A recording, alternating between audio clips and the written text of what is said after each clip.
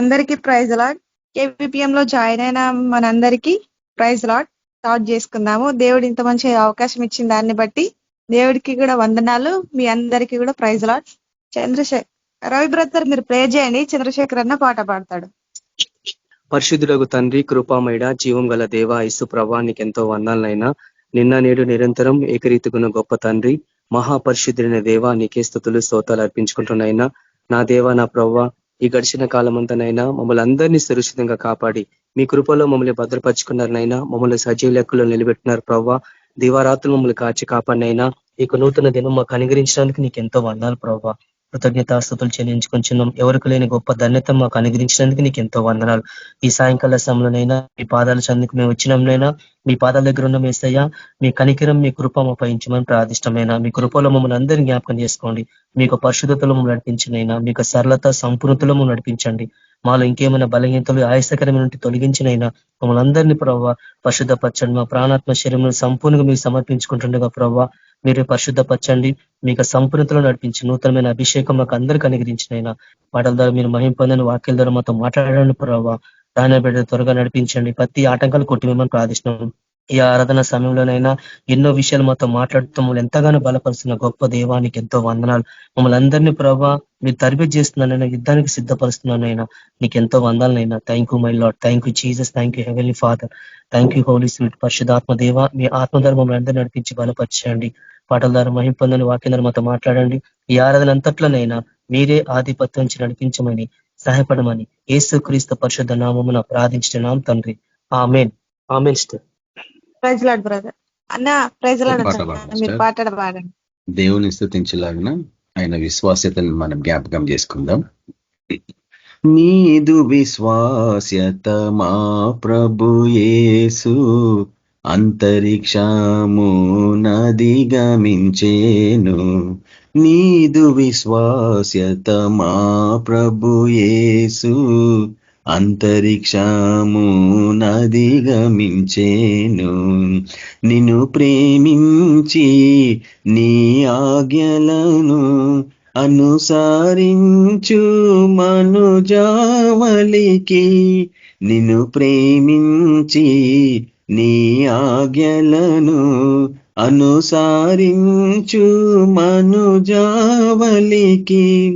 నిబంధనను స్థిరముగను చేసి, నిబంధనను స్థిరముగను చేసి నిరతము నలరాడెడు మా ప్రభువా, నిరతము నలరాడెడు మా ప్రభువా.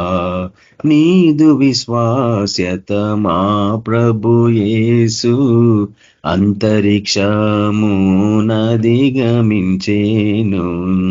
1000 తరముల వరకు సరిగా విలసిల్లేటి వెలలేని మా, 1000 తరముల వరకు సరిగా విలసిల్లేటి వెలలేని మా, వింతల కృపాంబుదియగు దేవా, వింతల కృపాంబుదియగు దేవా, ఎంతయో నిన్ను స్తుతియంతుముని, ఎంతయో నిన్ను స్తుతియంతుని. నీదు విశ్వాస్యత మా ప్రభు యేసు అంతరిక్షము నదిగమించేను. నీదు విశ్వాస్యత మా ప్రభు యేసు అంతరిక్షము నదిగమించేను.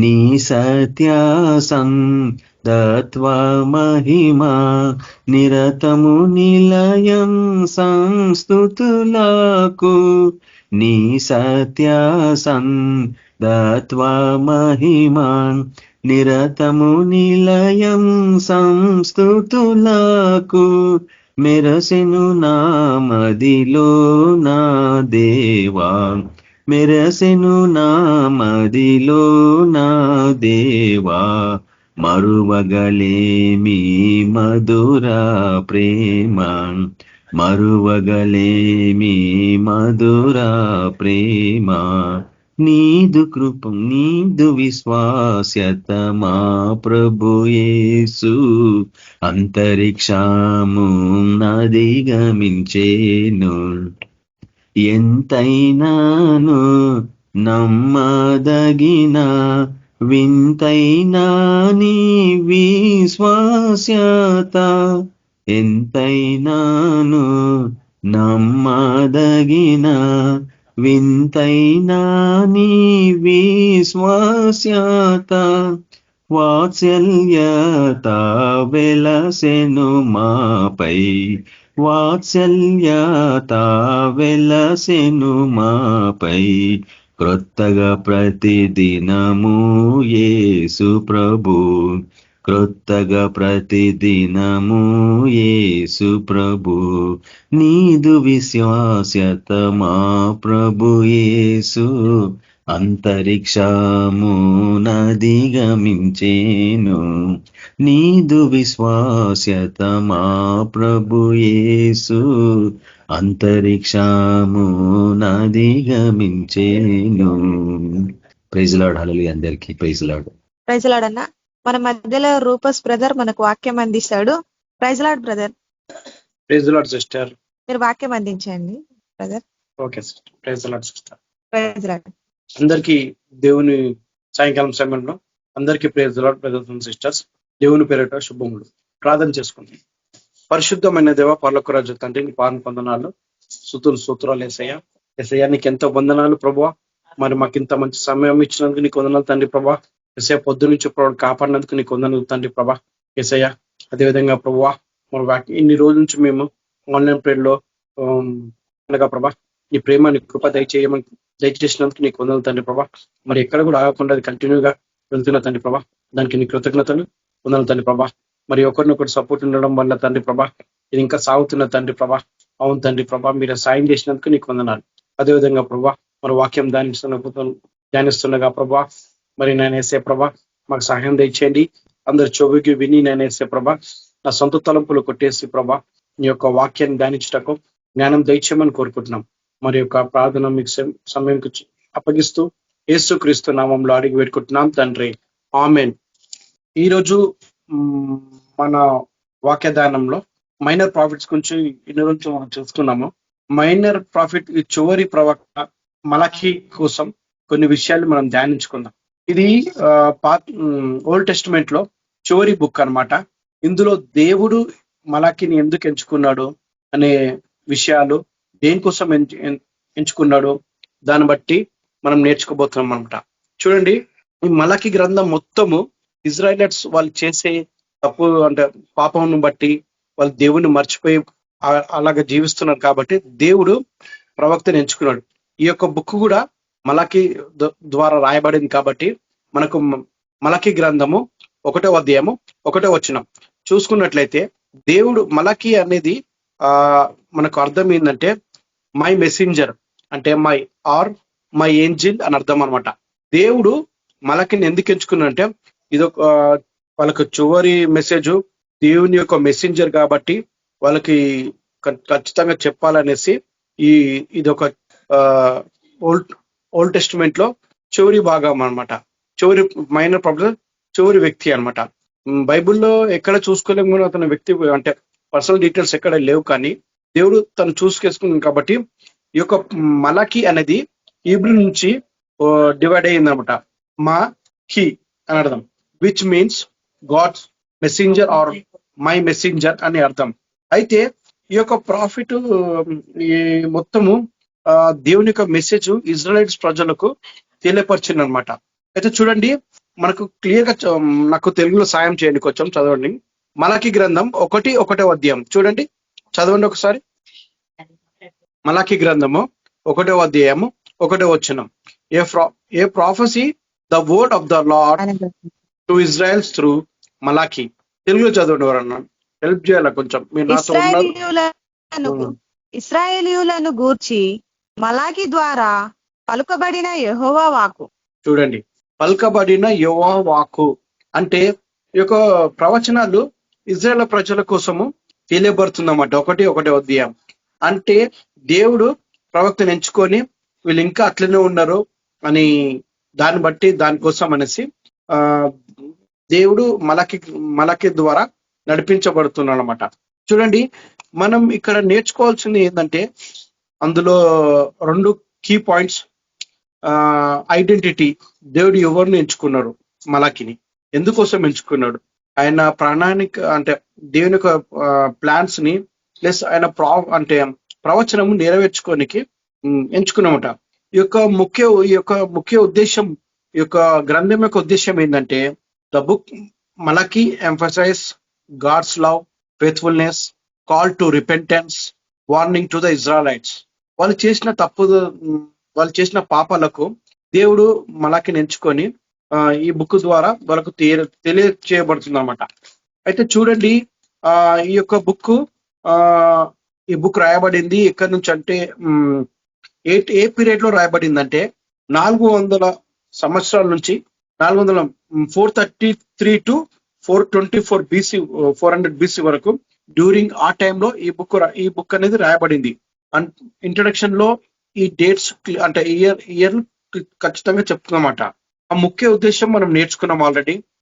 మొదటిగా ఈ బుక్ రాయబడి ఒకటి మనం చూసుకున్నాం. ఈ 4 అధ్యాయాలు మనం నేర్చుకోబడి అక్కడక్కడ కొన్ని పాయింట్లు మనం చూసుకుందాం.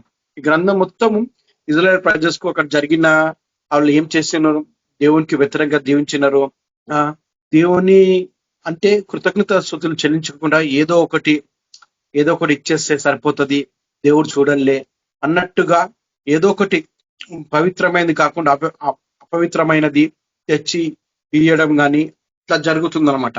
అక్కడున్న అంటే ఈ బుక్కు ముందు అగ్గాయి, జకరియా వాళ్ళు యెరూషలేం బిల్ట్ చేసినప్పుడు దాని తర్వాతకి చివరి ప్రవక్త మలాకి ద్వారా అక్కడ చూడండి మందిరం కట్టబడుతుందంటే ఫిజికల్ అంటే మనం చర్చిలోకి వెళ్ళి అలాంటి మందిరాలు కాదు, దేవుడు మనలో కట్టబడాలి, దేవుని హృదయంలో మనం కట్టుకోవాలి.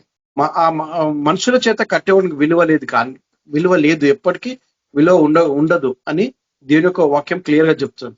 దేవుని యొక్క మందిరం మన హృదయం కట్టబడాల. దేవుని యొక్క కమాండ్స్, ఆయన యొక్క వాగ్దానాలు మనలో కట్టబడితే దాని ద్వారా అనేకులు నేర్చుకోబడతారన్నమాట. మనం చెప్పే మాటలు బట్టి, మనం చూపించే విధానం బట్టి, చూపించే ప్రేమను బట్టి ఇంకా దేవుడు చూడండి ప్రేమ చూపించి మలకిని ఎంచుకొని ఇదివరకు మనం ప్రవక్తలు చూసుకున్నంత నాహాము నినివే పట్టణ నాశనం గురించి చెప్పినాడు. వాళ్ళంతా జఫన్యా ఇంకా ఓబద్యా ఇవన్నీ వార్నింగ్స్ అన్నమాట, లాస్ట్ టీచింగ్స్. కాబట్టి దేవుడు సరిగ్గా తీస్తున్నాడు. చూడండి, సృష్టించిన దేవుడికి తెలుసు నువ్వు చెప్పిన మాట ఇప్పుడు వినకపోతే ఎక్కడ ఉంచాలో అక్కడ ఉంచుతావు. చూడండి, మనము నిత్యలో చూసుకున్నట్టయితే మనం ప్రాక్టికల్ చూసినట్టు ఒక ఐరన్ రాడ్ ని మోల్డ్ చేయాలంటే దాన్ని బాగా కాల్స్తారనమాట. బాగా కాల్చి సరైన షేప్ లో తీసుకొస్తాడు. దేవుడు సృష్టించిన వాడు కాబట్టి ప్రేమ ఏంటిది, శిక్షించడం తెలుసు, ప్రేమించడం తెలుసు, మన పట్ల తప్పు మార్గం పడితే దాన్ని కరెక్ట్ చేయడం కూడా తెలుసు అనమాట. అలాంటి టైంలో ఇజ్రాయెల్స్ ప్రజలు దేవుడి నుంచి దూరం అయిపోతున్నారు, చాలా దూరంగా వెళ్ళిపోయారు. వాళ్ళు చేసే పాపాలు ఘోరాలు మనం ఊహించుకోలేము. అటువంటి స్థితిపైకి వెళ్ళిపోయింది, చాలా వెళ్ళిపోయింది అనమాట. చూడండి, ముఖ్యంగా మనం చదువుకుందాము మలాకి 3వ అధ్యాయము 10వ వచనం చూడండి ఒకసారి. నా మందిరములో ఆహారం ఉండునట్లు 10వ భాగం అంతయు మీరు నా మందిరపు నిధిలోనికి తీసుకొని రండి. దీని చేసి మీరు నన్ను శోధించినేడలా నేను ఆకాశపు వాకిండ్లను విప్పి పట్టజాలనంత విస్తారముగా దీవెనలను కుమ్మరించదనని సైన్యములకు అధిపత్యగు యెహోవా సెలవిచ్చుచున్నాడు. చూడండి, దేవునికి ఇయ్యలేకపోతున్నాం అనమాట. అంతే కదా, దేవునికి ఇయ్యాల్సింది మనం ఇయ్యలేకపోతున్నాం.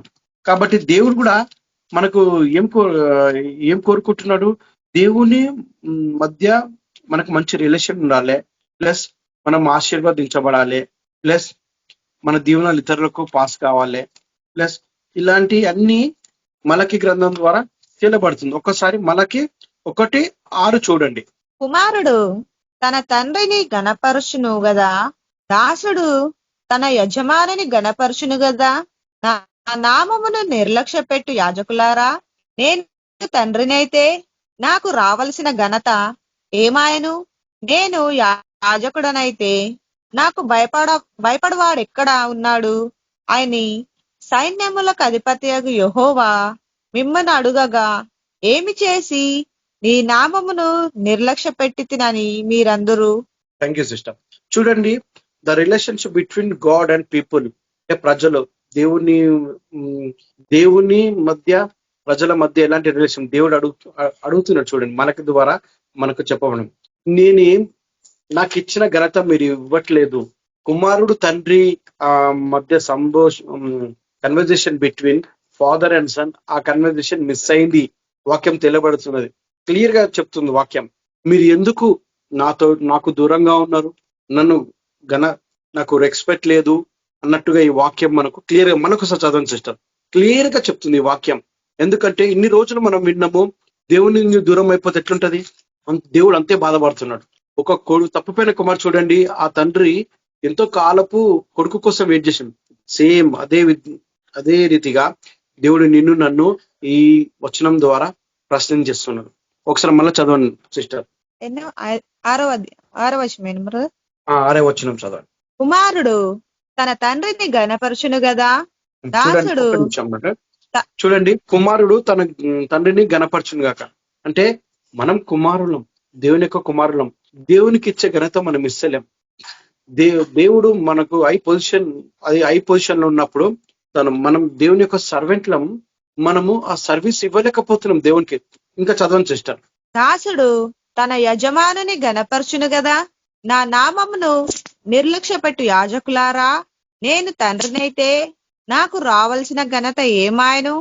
నేను యాజకుడనైతే నాకు భయపడువాడు ఎక్కడ ఉన్నాడు అని సైన్యములకు అధిపతియగు యెహోవా మిమ్మల్ని అడుగగా, ఏమి చేసి ఈ నామమును నిర్లక్ష్య పెట్టితిమని మీరందరూ. చూడండి, దేవుడు క్లియర్ గా ప్రశ్న చేస్తున్నాడు. ఒక యాజకుడు కరెక్ట్ ఉంటే పిల్లలు, అక్కడ ఉన్న సంఘం కరెక్ట్ ఉంటుంది. ఒక యాజకుడు కరెక్ట్ లేకపోతే ఆ సంఘం కూడా చెడిపోతుంది. యాజకులకు దేవుడు అడుగుతున్నాడు. ఈ మొదటి వచనం మొత్తం యాజకులు కరెక్షన్. మలకి ద్వారా దేవుడు పంపించిన వర్తమానం ఏంటిదంటే యాజకులని కరెక్ట్ చేయడం. అంటే యాజకులు తప్పు బోధ చెప్తే మనం తప్పు దారిలో నడుస్తాం, వాళ్ళు కరెక్ట్ బోధ చెప్తే మనం కరెక్ట్ బోధలో నడుస్తాం. అంతే, క్లియర్ గా వాక్యం తేటగా స్పష్టంగా క్లియర్ గా చెప్తుంది. కాబట్టి మనకు తండ్రి సరిగా ఉంటే పిల్లలు సరిగా ఉంటారు, తండ్రి సరిగా లేకపోతే పిల్లలు కూడా సరిగా ఉండరు. ఇదే విధానంగా చర్చ్ సిస్టమ్ అనేది ఎవరి ద్వారా నిర్ణయం చేయబడుతుందంటే ఒక యాజకుని ద్వారా నిర్ణయం చేయబడుతుంది. తను పాలించే ఒక రాజ్యం కూడా రాజుని చేత చేయబడుతుంది. కన్క్లూజన్ వాళ్ళకి ఎట్లా, ఈ రాజు మంచోడు, ఈ రాజు చెడ్డోడు అనే బైబిల్లో యాజకులు కరెక్షన్ చేసుకోవాలనేసి మలకి ద్వారా దేవుడు చెప్పబడుతుందన్నమాట. ఎన్నో సంఘాలు ఉన్నాయి గల్లీకి. ఒకప్పుడు ఒక చర్చ్, 2 చర్చ్, ఇప్పుడు గల్లీకి అయిపోయినాయి. వాళ్ళు చెప్పే విధానం, వాళ్ళు చెప్పే బోధ సత్యమా అసత్యమా తెలుసుకోవాల్సింది నువ్వే. ఎందుకంటే మనుషులు దేవుడు యొక్క వాక్యం చదివిస్తుంది, ఎట్లయినా మోసం చేస్తారు. ఆ మోసంలో పడనీకుండా చూసుకోవడం నీ బాధ్యత. అది మిల్కుగా ఉండి చూసుకోవడం అది నీ బాధ్యత. అది అరే ఆ పాస్టర్ 2 సార్లు 3 సార్లు కరెక్ట్ గా చెప్పిండు, మనం అటే వెళ్ళిపోదామనండి కాదు. వాళ్ళు ఏం చెప్తున్నారు, ఏం జరుగుతుంది చూడండి. వేరే చర్చిలో రెస్పెక్ట్ కూర్చున్న సండే వరకే వాళ్ళంతే. తర్వాత కుటుంబ ప్రార్థనలు కూడా వాళ్ళు బయట వ్యక్తులని అలౌ చేయనియరు. మేమే వచ్చి చేస్తాం, మేము వచ్చాం, మీకు ఛాన్స్ కూడా ఇవ్వరు. కానీ మన దగ్గర ప్రతి ఒక్కరు వాక్యం చెప్తున్నారు, ప్రతి ఒక్కరు నేర్చుకుంటున్నారు. కాబట్టి దేవునికి మహిమ కలుగును గాక. నీకు నాకు ఆ చెప్పే స్టేజ్కి తీసుకొచ్చినాం ఈ యొక్క ఆన్లైన్ ప్రేయర్స్.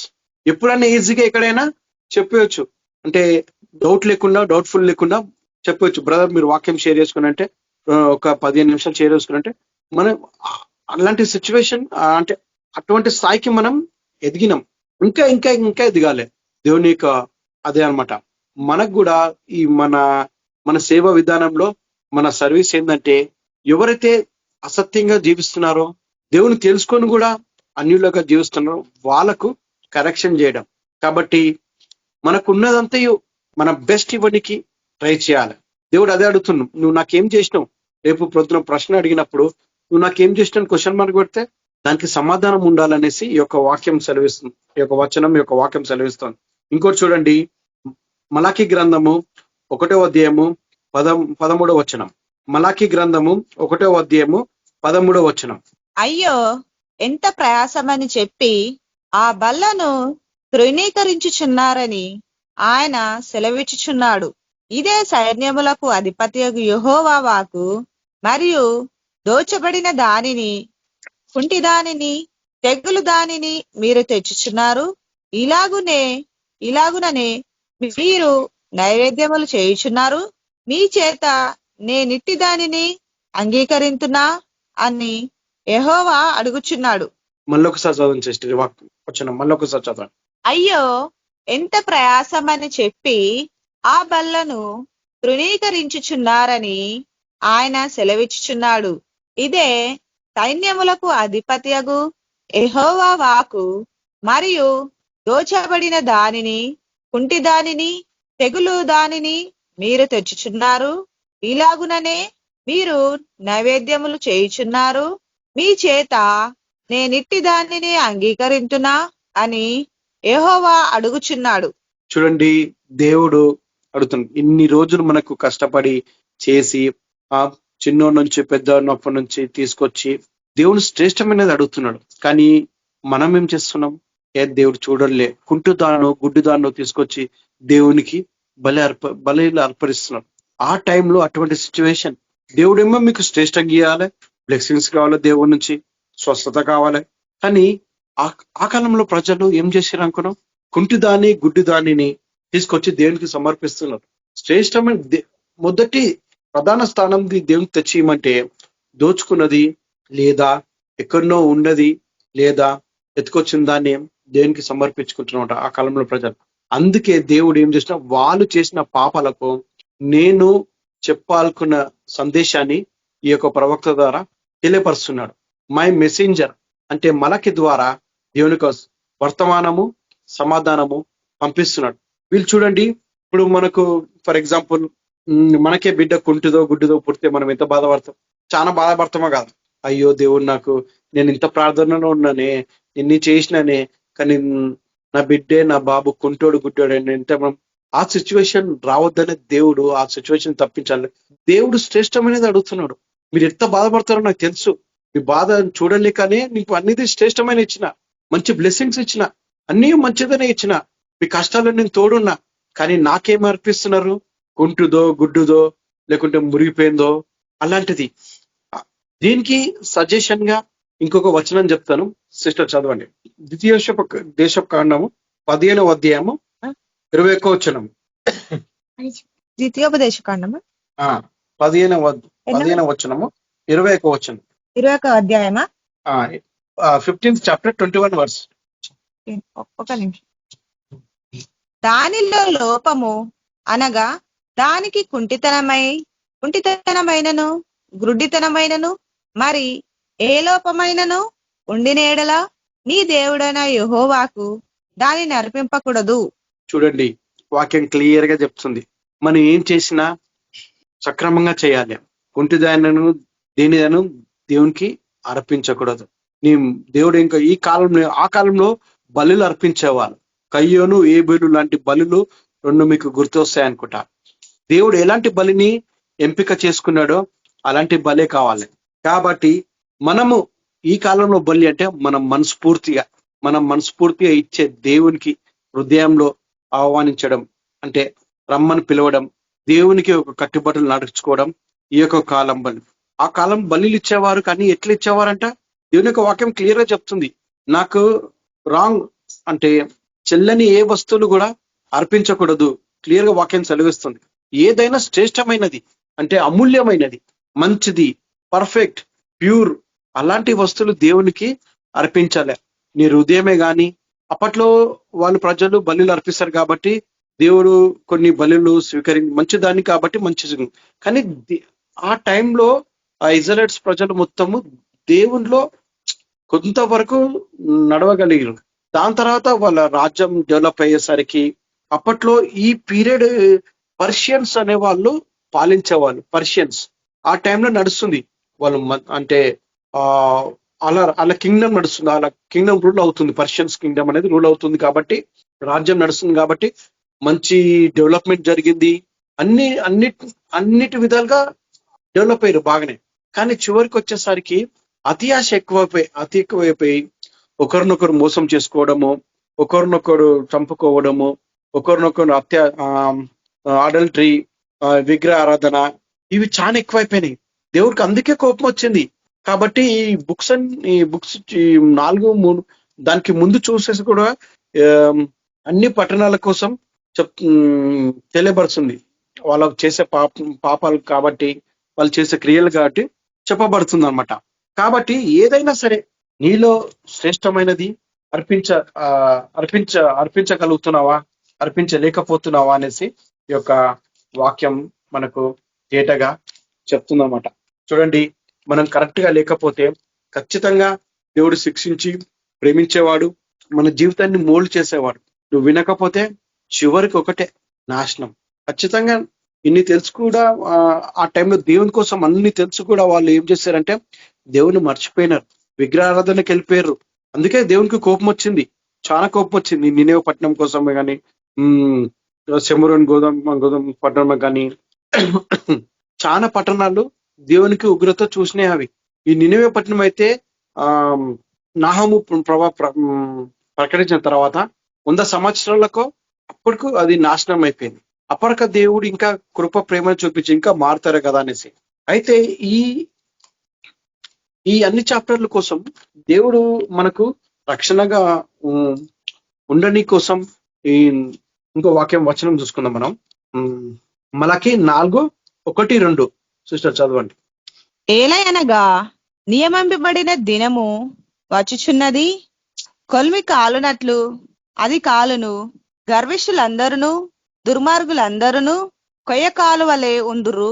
వారిలో ఒకనికి వేరైనను చిగురైనను లేకుండా రాబో దినము అందరినీ వేయునని సైన్యములకు అధిపతియగు యెహోవా సెలవిచ్చుచున్నాడు.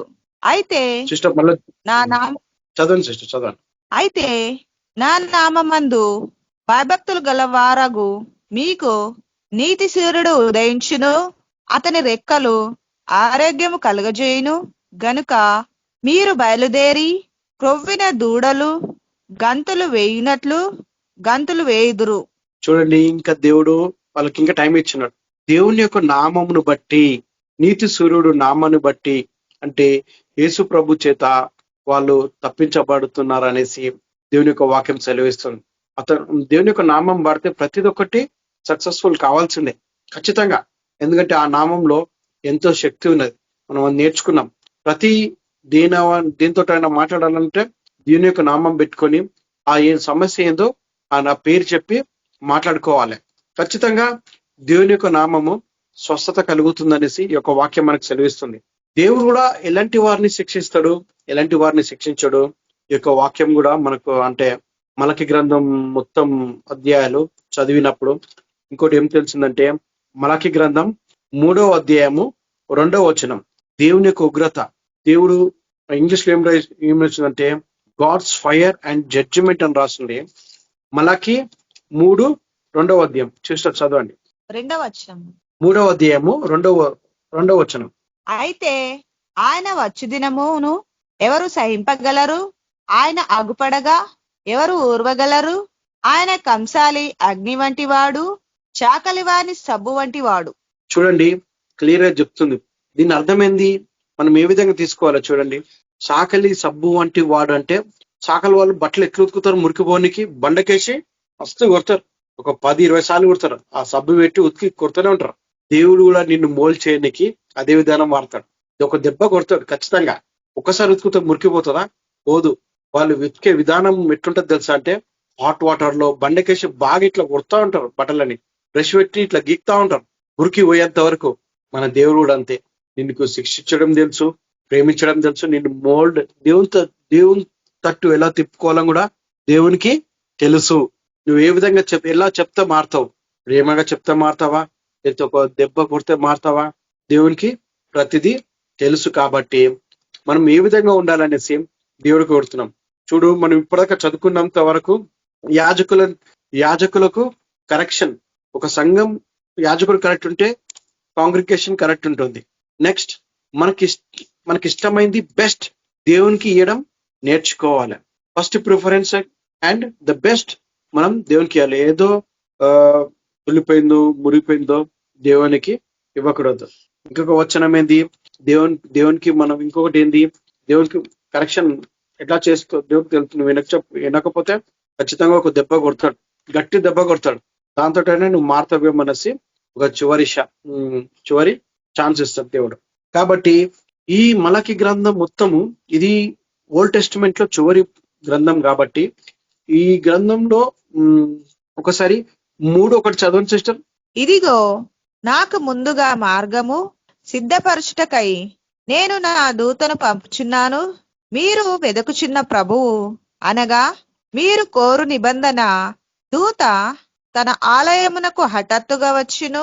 ఇదిగో ఆయన వచ్చుచున్నాడని సైన్యములకు అధిపతియగు యెహోవా సెలవిచ్చుచున్నాడు. Thank you sister. చూడండి, దేవుడు అంటే ఈ ఓల్డ్ టెస్టిమెంట్ కి న్యూ టెస్టిమెంట్ కి మధ్య 400 సంవత్సరాల గ్యాప్ ఉంది. ఏ ప్రవక్త లేడు, దేవుని యొక్క వాక్యం చెప్పబడలేదు. ఈ ఓల్డ్ టెస్టిమెంట్ కి మళ్ళీ వినండి, ఈ ఓల్డ్ టెస్టిమెంట్ కి న్యూ టెస్టిమెంట్ కి 400 years గ్యాప్ వచ్చింది. ఆ గ్యాప్ ని మనం ఏమంటామంటే సైలెంట్ పీరియడ్. నో వన్ దేవుని అంటే ప్రేమ వాక్యం చెప్పలేరు, హెచ్చరించలేరు. ఆ సైలెంట్ పీరియడ్ లో చాలా డెవలప్మెంట్ జరిగింది, ఎన్నో డెవలప్మెంట్ జరిగింది, ఏదో జరిగింది. కానీ సైలెంట్ పీరియడ్ ప్లస్ ఆ గ్యాప్ అనేది కట్ అయిపోయింది. ఓల్డ్ టెస్టిమెంట్ కి న్యూ టెస్టిమెంట్ కి దేవుని సందేశం కట్ అయిపోయింది. కాబట్టి ఈ యొక్క వాక్యం ద్వారా మనకేం తెలబడుతుందంటే దేవుని యొక్క మార్గము సిద్ధమైంది, సారాలం చేయబడింది.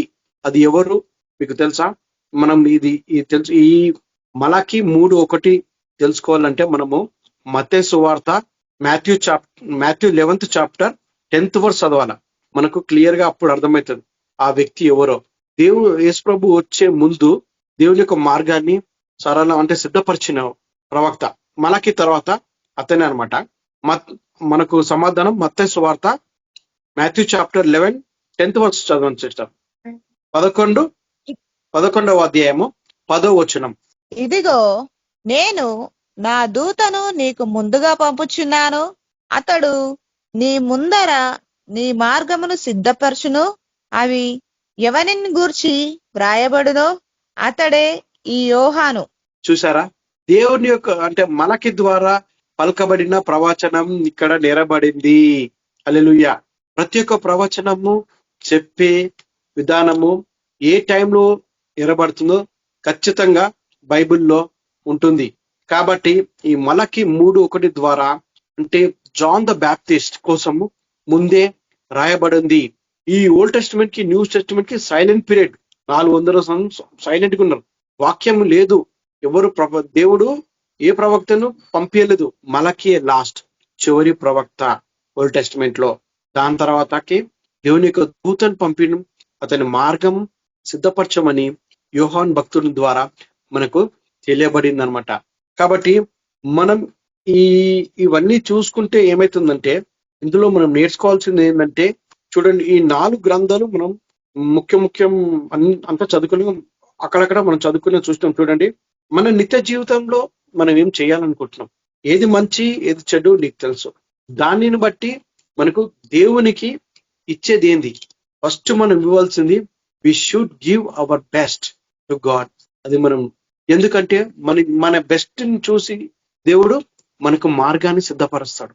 ఎట్లా జాన్ ద బ్యాప్టిస్ట్ ఎట్లా చేసినాడో దేవుని కొరకు ఎట్లా సిద్ధపరిచినాడో దేవుడు అంటున్నాడు, నువ్వు నాకు బెస్ట్ ఇస్తే నీ యొక్క మార్గాన్ని నేను సిద్ధపరుస్తా. నువ్వు వెళ్ళి వాక్యం చెప్పబడ ట్రైబల్స్ వెళ్తున్నావు, అక్కడ వెళ్తున్నావు, దేవుడు మార్గాన్ని సిద్ధపరుస్తాను అంటున్నాడు. నీకు ఎటువంటి ఆటంకం రాకుండా నేను చూసుకుంటా. నువ్వు ఇచ్చే అర్పణను బట్టి మనస్ఫూర్తిగా ఇస్తున్నావా, వేషధారణ ఇస్తున్నావా, మనం నేర్చుకోవాల్సింది ఈ యొక్క పాయింట్ అనమాట. ఇంకొకటి ఏంది, ఫెయిత్ఫుల్ టు గాడ్. అప్పట్లో బాగా కరప్టెడ్ విగ్రహారాధన ఉండేది. చాలా విగ్రహం, ఏ రాజు ఆ రాజ్యానికి సపరేట్ దేవతలను పెట్టుకునే వాళ్ళు. Corrupted worship, social injustice, adultery, ఇవన్నీ ఉన్నాయి. కాబట్టి దేవునికి మనకు ఫెయిత్ఫుల్ గా, ఇతరులకు ఫెయిత్ఫుల్ గా ఎట్లా ఉండాలో ఈ యొక్క గ్రంథం మనకు తెలియబరుస్తుందన్నమాట. ఇంకోటి, నీతి శీరుడు అంటే దేవుని యొక్క నామం ఉచ్చరించి ముందుకు వెళ్ళాలి. ఈ 400 సంవత్సరాలు ఏమైందో కూడా ఎవరికి తెలియదు. బైబిల్లో ఎక్కడ రాసి లేదు, వాక్యము లేదు, ఇంత నిశ్శబ్దం. ఆ 400 సంవత్సరాలు తర్వాత జాన్ ద బ్యాప్టిస్ట్ వచ్చిన తర్వాతకి మార్గము సిద్ధపడిందనేసి ఈ యొక్క గ్రంథము మనకు తెలియపరుస్తుంది. తర్వాత అంతగా చూసుకుంటే దానియేలు ప్రవచనం కూడా నిలబడింది. ఎన్నెన్ని రాజ్యాలు వచ్చినాయి, ఎన్నెన్ని రాజ్యాలు పోయినాయో మనం ఇప్పుడు చూసుకుందాం. దానియేలు ప్రవచన ప్రకారం అలెగ్జాండర్ ది గ్రేట్, అతని గ్రీక్ రాజ్యంలోనికి ఇజ్రాయెలైట్స్ వెళ్ళిపోయినారు. ఇది 323 నుంచి బీసీ నుంచి. ఆ కాలంలో ఇజ్రాయెల్స్ వాళ్ళ చైన్లకి వెళ్ళి గ్రీక్ అనే మొత్తం ఈస్టర్న్ కంట్రీ మొత్తం, ఈస్ట్ సైడ్ కంట్రీ మొత్తం, ఇప్పుడున్న అంటే ఇరాక్, ఇరాన్, అటు ఆఫ్ఘనిస్తాన్, అటు పైకి మొత్తం రోమన్స్, ఇటాలీ, అక్కడంతా మిడిల్ ఈస్ట్ కంట్రీస్ మొత్తం. ఆ టైంలో గ్రీక్ అలెగ్జాండర్ గ్రేట్ అనే రాజు పరిపాలించారు అనమాట. ఇజ్రాయల్స్ మొత్తం అందులోకి వెళ్ళిపోయినారు. తర్వాత ఇంకా డెవలప్మెంట్ వస్తున్న ఒక రాజు తర్వాత ఇంకో రాజు. దాని తర్వాతకి రోమన్స్ గ్రీక్ వాళ్ళు ఓడగొట్టేసి వీళ్ళు తీసుకున్నారు. గ్రీక్ తర్వాత రోమన్ ఎంపరర్ అనేది చాలా పవర్ఫుల్ అప్పట్లో. గ్రీక్ తర్వాత రోమన్ ఎంపరర్. మనం బైబిల్లో జూలియస్ సీజర్ అనే వ్యక్తి కాలంలో, ఆ కాలంలోనే మిడిల్ ఈస్ట్ మొత్తం అతను ఆధీనంలో ఉండేదన్నమాట. మెల్లమెల్లగా మార్పులు చెందుతుండగా తర్వాతకి యేసు ప్రభు కాలం వచ్చేసింది. ఆ కాలంలో మనకు లూకా సువార్త 2వ అధ్యాయము 1వ వచనం, అక్కడ జూలియస్ సీజర్ తర్వాతకి ఏ రాజు వచ్చినాడో మనకు అక్కడ క్లియర్ గా చెప్తుంది. ఆ కాలం వచ్చేసింది. ఒకసారి చదవండి సిస్టర్. ఆ దినములలో సర్వలోకమునకు ప్రజాసంఖ్య వ్రాయవలనని కైసారు అగుస్తు వలన ఆజ్ఞ ఆయను. చూడండి, థ్యాంక్ యూ సిస్టర్. అయితే చూడండి, కైసరు అగస్టిన్ ఆజ్ఞ, సెన్సస్ పాపులేషన్ కౌంటింగ్ జరుగుతుంది. ఆ టైంకి వచ్చేసారన్నమాట. అంటే జూలియస్ సీజర్ తర్వాత ఎంతో మంది రాజులు వచ్చిన తర్వాతకి సీజర్ అగస్టిన్, కైసరు అనే పేరు అగస్టిన్ ద్వారా మార్చబడింది అనమాట. యాక్చువల్గా ఆయన పేరు సీజర్ అగస్టిన్. అయితే ఆ టైంలో చూడండి, క్రిస్మస్ టైంలో, దేవుని సందేశం టైంలో ఇక దేవుడే దిగి వచ్చేసింది అనమాట. వీళ్ళు ఎంతో మందిని పంపించిన వీళ్ళు ఇట్లే తయారవుతున్నారు, వీళ్ళు ఇట్లనే ఉంటున్నారు, ఎంత చెప్పిన ఉంటున్నారు. ఆ సైలెంట్ పీరియడ్ కావడానికి కారణం జాన్ ద బ్యాప్టిస్ట్ ద్వారా దేవుని యొక్క మార్గాన్ని సిద్ధపరచుకున్నాడు అనమాట. ఎందుకంటే దేవుడు డైరెక్ట్ గా మనం దేవుని డైరెక్ట్ గా చూడలేం. దేవుని శబ్దం కూడా మనము డైరెక్ట్ గా వినలేం. డైరెక్ట్ ఎందుకు వినలేమంటే మనకు ఒక గోడ అనేది అడ్డొస్తుంది. ఆ పాపపు గోడ తీసేసుకుంటే దేవుని యొక్క స్వరము, దేవుని మనం చూడగలుగుతాం.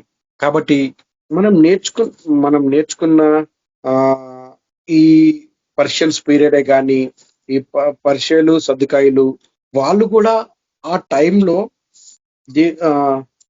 అంటే ఇప్పుడు పర్షియన్స్ వాళ్ళు ఏం చేశారంటే దేవుని కొరకు, తను చెప్పే వాక్యాన్ని కొరకు వాళ్ళు ప్రాధాన్యత ఇచ్చి ఉంటే, అంటే ఆ టైంలో వాళ్ళు ఇచ్చుంటే, దేవుని యొక్క ప్రాధాన్యత ఇచ్చుంటే ఇజ్రాయెల్స్ ఈ చోరీ రోజులు రాకపోయేది వాళ్ళకి కదా.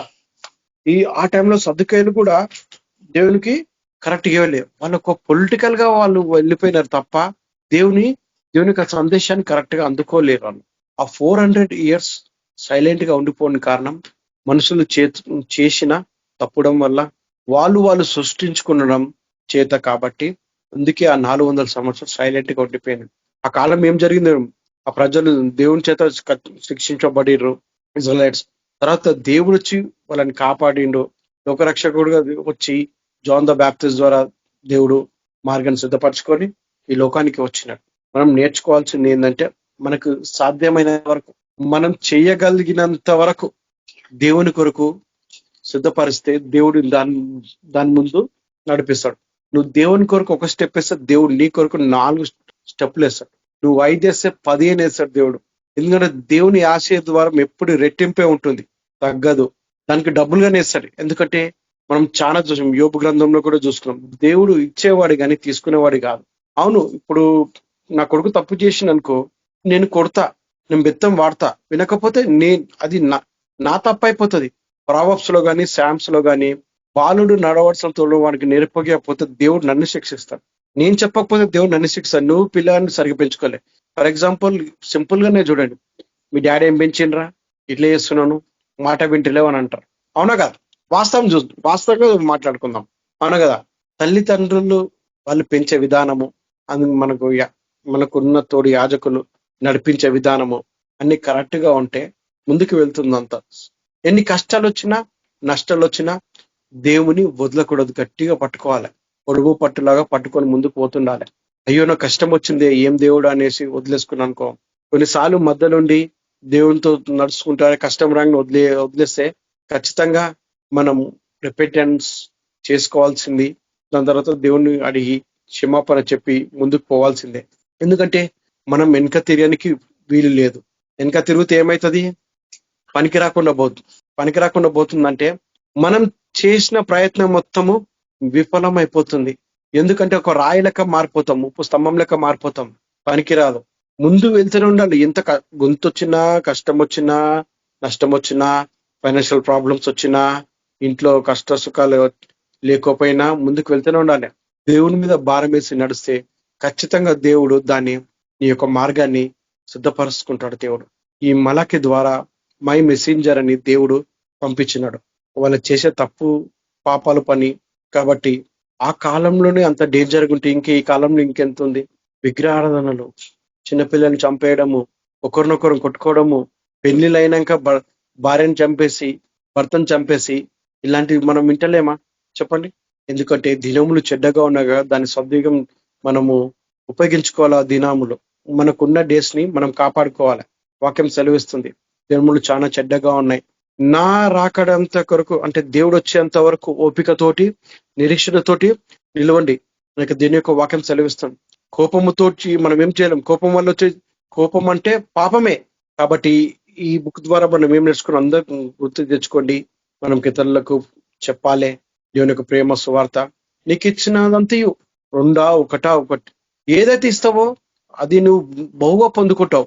మనకు అన్న ద్వారా వాక్యం నేర్చుకున్నాం, ఆ సీక్రెట్లు నేర్చుకున్నాం. చూడండి, నేను ఒకరికి ఒకటిస్తే నాకు అది డబ్బులుగా వచ్చేసింది. హల్లెలూయా. మీరు కూడా అలాంటి సిద్ధాంతము, అలాంటి ప్రేమ, ఇతరులకు కొంచెం కోపపడద్దు. ఎందుకంటే ఈ ఆన్లైన్ ప్రేయర్ ఇంకా కంటిన్యూ అవుతూనే ఉంటాయి. కాబట్టి శాంతంగా ఉండి మనం ముందుకు వెళ్దాం. దేవుడు యొక్క చిన్న వాక్యాన్ని దీవించిన గాక. ప్రార్థన చేసుకుందాం. పరిశుద్ధుడా, ప్రేమ తండ్రిని పాలన కొందనాలు, స్తోత్రం తండ్రి. వాక్యాన్ని మాకు తెలియపరిచినందుకు నీకు వందనాలు తండ్రి ప్రభా. మరి ఆ సైలెంట్ కాలంలో ఏం జరిగిందో మాకు తెలియదు తండ్రి. మరి జాన్ ద బ్యాప్టిస్ట్ ద్వారా నీ యొక్క ప్రాఫెసీ నెరవేర్చుకున్నందుకు నీకు వందనాలు. మలాకి ద్వారా నేనే ప్రభా ఈ చివరి రోజుల్లో వాళ్ళకు చెప్పించిన corruption to the ideal worship నేనేసే ప్రభా, మరి అన్ఫేత్ఫుల్ గా జీవించిన తండ్రి ఆ కాలంలో నేనేసే క్షమించమని కోరుకుంటున్నాం. మా కాలం కూడా నేనేసే ప్రభా నీ కొరకు సిద్ధపడుతున్నాం తండ్రి ప్రభా. మా మార్గాన్ని సరళపరచమని కోరుకుంటున్నాం. అదేవిధంగా ప్రభా కేబీపీ యొక్క బ్రదర్ సిస్టర్ని దీవించి ఆస్వాదించండి. వాళ్ళకున్న సమస్యలు మీకు చేక అప్పగిస్తున్నాం. మేము పిటిషన్ ఇస్తున్నాం తండ్రి ప్రభా. వాళ్ళకున్న సమస్యలు కానీ తండ్రి మీకు తెలియపరుస్తున్నాం.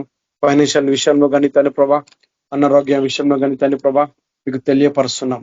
నీ నామం దగ్గరికి తీసుకొస్తున్నాం. నీ యొక్క నామాన్ని వాడమంటున్నావు తండ్రి. అవును ప్రభా, యేసుక్రీస్తు నామంలో అడుగుతున్నాం తండ్రి ప్రభా. మా మార్గాన్ని సిద్ధపరచమని కోరుకుంటున్నాం. మేము ఇంకా వెనకకు తిరిగి వెళ్లకుండా ముందు చూపి వెళ్తూ కష్టం వచ్చినా నష్టం వచ్చినా నీ చెయ్యి మేము విడవం తండ్రి. ఈ రోజు మేము ఆ వాగ్దానం తీసుకుంటున్నాం. యేసయ్యా, ఆన్లైన్ లో ప్రతి ఒక్క బ్రదర్స్ ప్రతి వాక్యాన్ని వింటున్నాం, దీవించండి, ఆస్వాదించండి. వాళ్ళు కూడా ఇతరులకు చెప్పేటట్టు సాయం తెచ్చామని కోరుకుంటున్నాం. ఉన్న సమయము యూస్ఫుల్ గా చేసుకొని ముందుకు వెళ్ళాలి తండ్రి. ఎన్నో రాజులు వచ్చినాయి తండ్రి ప్రభా.